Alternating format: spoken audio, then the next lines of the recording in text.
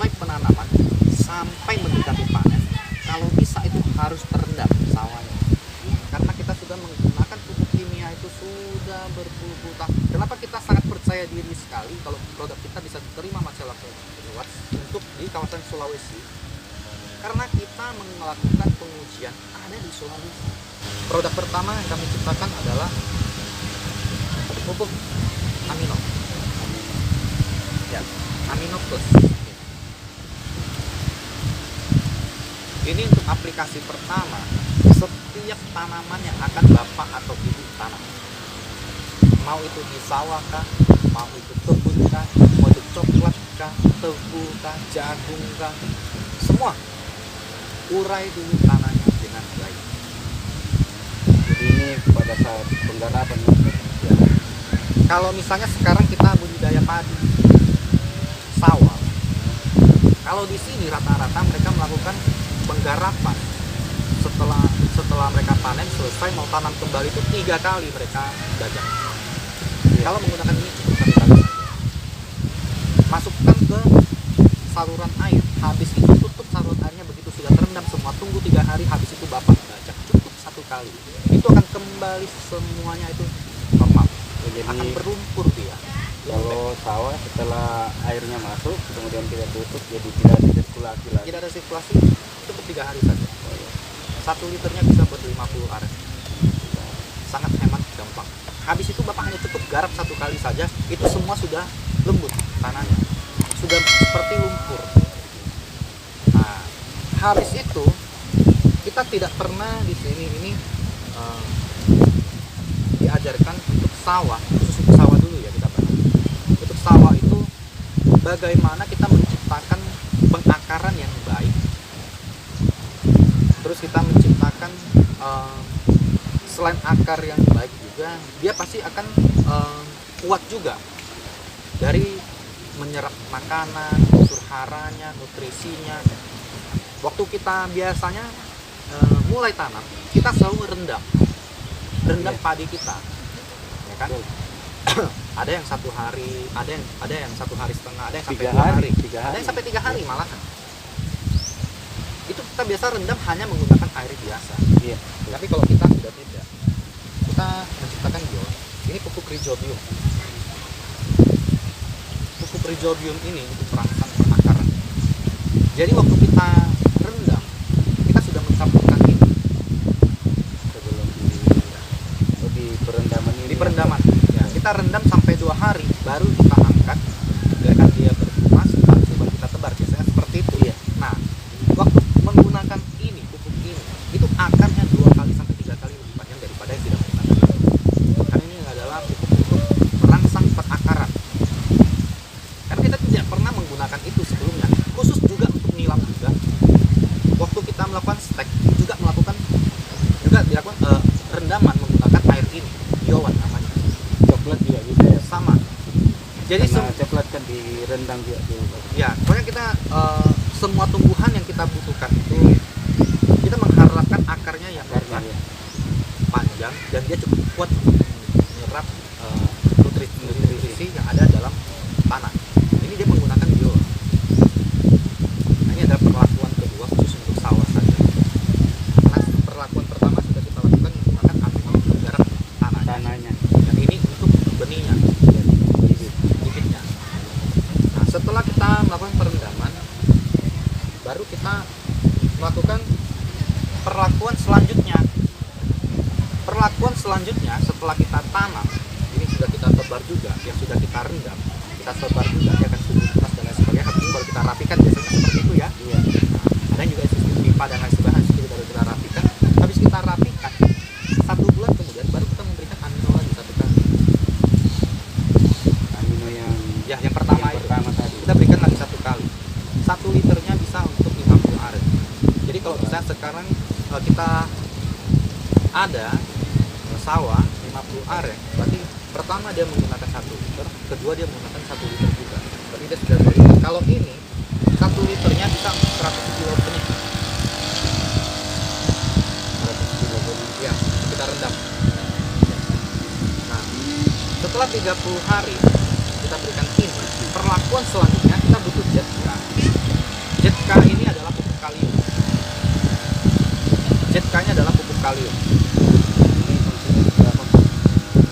dari Jetka ini selain dia melebatkan, dia tidak ini juga selain melebatkan, dia juga nanti setiap bulir padi dia akan memproduksi bulir padi itu berisi semua, padat. Dari ini, kenapa saya menganjurkan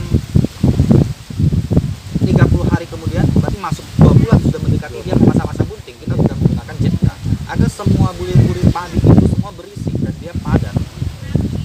Kita menggunakan Jetka karena dia saat itulah dia menggunakan, dia butuh kalium, karena kalau hanya fosfor kita sudah ada di sini, tapi waktu dia butuh kalium yang dalam jumlah banyak untuk merangsang supaya dia tuh benar-benar tuh padat penuh, dia membutuhkan kalium. Kemudian Untuk Jetka yang dari sini juga menambah komposisi dari ya beratnya berat juga. berat berat dari padi itu padinya. sendiri ya. Habis itu juga dia melebatkan juga, jadi dia isinya full semua. Nah yang jadi masalah sekarang ini kan petani kita ini untuk yang budidaya sawah ya, padi-padian ya, begitu dia tuh sudah masuk bunting, dia memang berisi, kita lihat dia berisi, sudah menguning, cuman berisi dia tidak padat. Akhirnya waktu kita nanti panen, waktu kita giling itu hanya jadi tepung, tidak menjadi beras. Nah inilah masalahnya, kenapa waktu kita tuh timbang gabah keringnya kurang lebih itu 1 karung, tapi waktu jadi berasnya hanya kurang lebih 50-an liter. Sisanya kemana? Nah ini loh yang kita pertanyakan, karena Jadi 1 karungnya itu kurang lebih bisa sampai 98 kilo. ternyata yang diproduksi cuma dedak. Tidak, karena jadi tepung dia tidak tidak sempat dia berubah menjadi beras, karena di kekurangan kalium itu sendiri. Nah kita menciptakan pupuk kalium itu supaya nanti setiap bulirnya benar-benar dia berbentuk beras, tidak berbentuk tepung. Nah ini perlakuan yang kedua. Nah ini ada yang saya ciptakan pupuk SiO2. Ini adalah silika dioksida, SiO2. Keluhan kita yang paling sering di Sulawesi itu, mungkin juga di daerah-daerah lain juga.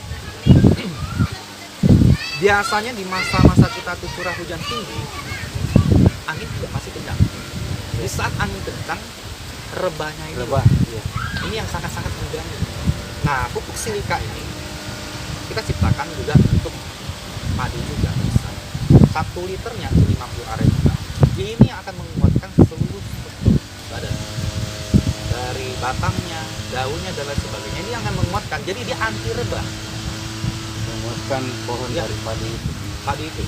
Jadi ini dilakukan diperlakukan itu setelah 2 bulan atau masuk 3 bulan Karena umumnya kan padi itu dia rebah sudah itu mulai berisi, setelah berisi kemudian bunting, daunnya Ya. sudah mulai agak kuning-kuningan. Iya. Nah ini jadi Kemudian 1 minggu atau 2 minggu sebelum panen itu iya.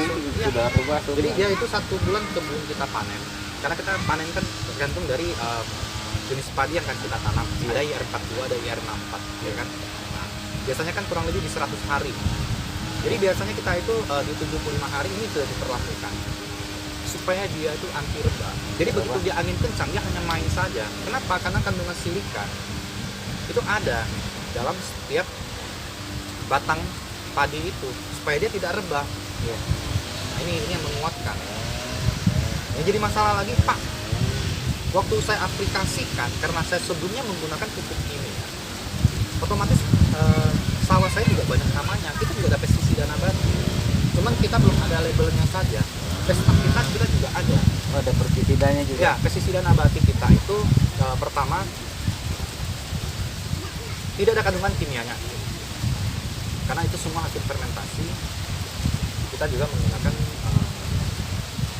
berbagai bahan baku yang tidak mengganggu. Kita fermentasi juga. Habis itu kita campurkan juga karbon. Karbon itu dibutuhkan oleh tumbuhan itu sebagai sel darah merahnya tumbuhan, karena dialah yang akan mengangkut zat-zat makanan ke setiap sela-sela tumbuhan. Jadi kita mencampurkan karbon juga. Fungsinya begitu terserang hama, selain menghalau hama itu supaya dia pergi, dia meningkatkan imun dari tumbuhan itu sendiri, supaya hamanya itu ada yang mungkin dia ngeyel atau apa, akan dilawan dari perlakuan tumbuhan itu sendiri, karena antibodinya ada. dia ada imunitas untuk melawan hama itu sendiri. Jadi kita mencampurkan karbon beserta beberapa bahan baku untuk menghalau hama. Nah, ada informasi yang baik dan mungkin juga baru ada di Sulawesi Tenggara. Pesnap kita juga tidak disukai burung. Burung pipit tidak mau. Nah, ini hama yang paling Ini mengganggu. yang paling mengganggu biasanya kalau musim kemarau. Dia paling demen Ya, itu kalau sudah berlindung kalau di situ. padi kan burung gereja, burung Ya. pipit, kemudian tikus, belalang. Nah itu dia tidak akan Umumnya. mau. Kalau menggunakan pesnap kita, Pessinda nabati kita itu dia tidak akan mau. Mau itu burung-burung katikus dia nggak mau. Karena aroma dari pesnap yang kita gunakan itu yang ditimbulkan oleh pesnap itu sendiri tidak disukai oleh burung pipit. Tikus juga dia tidak suka. Makanya dia akan menghindar jauh-jauh. Meskipun bagi kita kan aroma itu kan tidak Biasa, ada masalah. tidak ada. Biasa kan? Karena ini ada pestisida nabati dengan pestisida kimia itu di sini. Sewaktu kita menggunakan pestisida, rata-rata masyarakat kita itu tutup semua, tinggal matanya pun masih harus menggunakan kacamata. Iya. Karena waktu dia semprot mungkin tidak sadar terkena mukanya masuk ke mata, bisa Sering. habis itu tanpa sengaja terhirup, nanti malam tidur sesak. Jadi kalau pakai pesnap kita sambil merokok saja aman, karena dia tidak mengganggu indera penciuman kita, juga tidak mengganggu struktur tubuh kita. Itu aman-aman saja kita gunakan sambil kita hisap-hisap rokok aja aman. Tapi dengan catatan itu memang harus disemprot. Kalau yang lain-lain itu cukup dituangkan di pintu air, dia akan jalan sendiri, tidak perlu kita semprot. Kayak disemprot juga bisa. Kalau disemprot sih bisa saja, cuman saya pikir kan Lebih efektif kalau bukan masalah efektif. Kita bikin pupuk, kita sudah menggunakan teknologi yang terbaik. Alasan kita begini, minimal satu petani dia sendiri bisa mengolah sawahnya itu sampai 3-5 hektar. Kalau kita di sini 1 hektar minimal dia harus menggunakan 5-6 pekerja.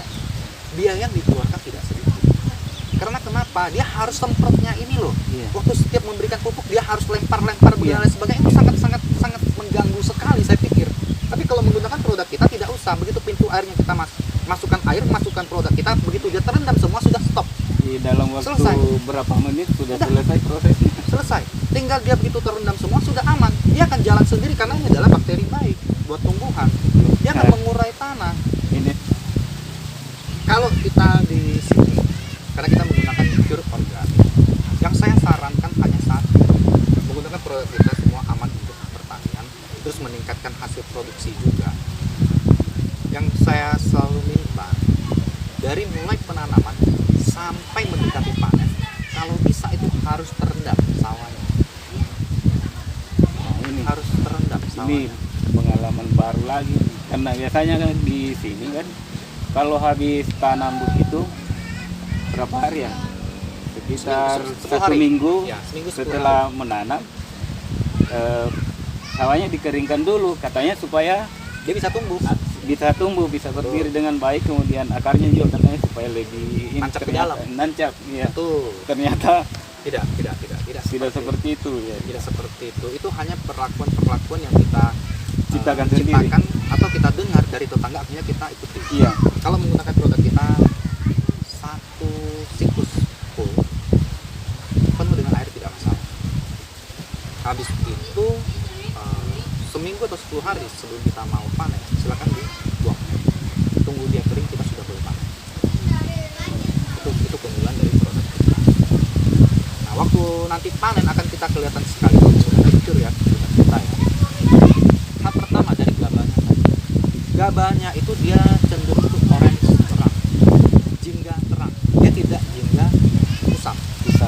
Kalau yang selama ini yang kita aplikasikan menggunakan pupuk kimia, boleh bapak dan ibu cek sendiri, dia cenderung agak kusam, agak kehitam-hitaman. Tapi kalau menggunakan produk kimia organik, dia akan terang,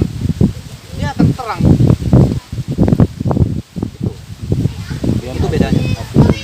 Hasil berasnya nanti waktu kita giling itu juga lebih banyak, lebih banyak, lebih berat, Betul. dan lebih jernih. Itu hanya untuk yang petani sawah. Nah, kembali lagi seperti Mas tadi bilang, kalau untuk coklat gimana? Nah, kesulitan kita di coklat ada beberapa hal. Satu, dia tidak mau tumbuh dengan baik karena kita melakukan revitalisasi. Jadi ada pohon lama yang kita tebang, kita tanam kembali. Masalah waktu itu kita bongkar, saya pikir baik-baik saja karena kebun coklat kita pikir sudah tidak produktif. Akan diberikan bantuan oleh pemerintah kita agar ayo diregenerasi, kita melakukan revitalisasi.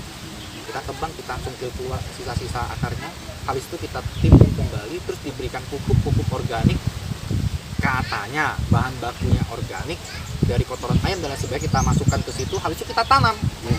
Nah, masalah mulai datang sewaktu 4 bulan setelah